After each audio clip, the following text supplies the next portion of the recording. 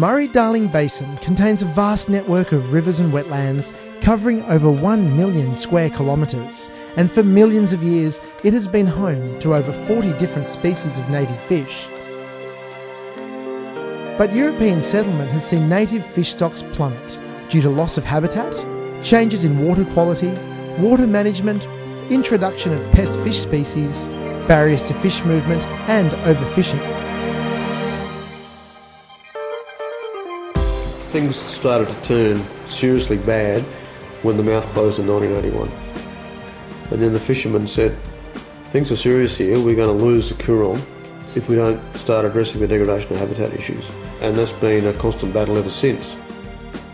In recent years, progress has been made in improving the numbers of native fish, but there is no quick fix. We need to tackle the many different factors contributing to river health by improving habitat, managing pest fish, and improving water management. Consequently, the Native Fish Strategy has a 50-year vision. It's habitat that makes fish happen. Healthy rivers have healthy populations of fish. You know, a lot of fish have larvae that drift downstream, and then their young fish or even the adult fish need to go back upstream to spawn, and they get stuck behind these barriers, and it just means that everyone's down the bottom end and no one gets back up to where they should be. In the past, there's been big flows, so the fish have gone with the flow, and then, we're going to turn the tap off. The flows have stopped, so they shut all the barrages overnight. So downstream, there's all these animals trying to get back upstream.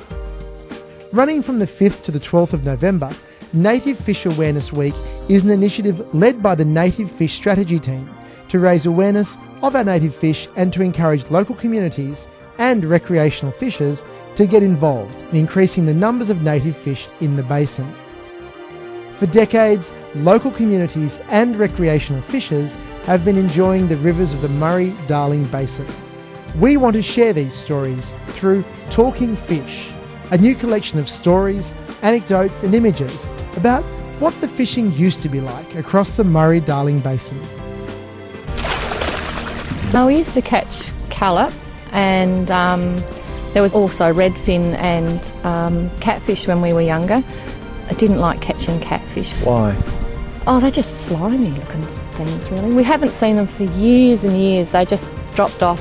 So when we were kids, there was a lot of them around, and I actually used to throw mine back rather than keep them. Native Fish Awareness Week encourages local communities, recreational fishers, schools and local councils to join an action-packed program of activities across the basin. So get involved, enter a fishing competition, plant some trees, listen to the stories of those who have lived on the river during good times and bad, or maybe tell your own. I'd really hope that we preserve these stories and cherish them and use them to bring back our fish populations.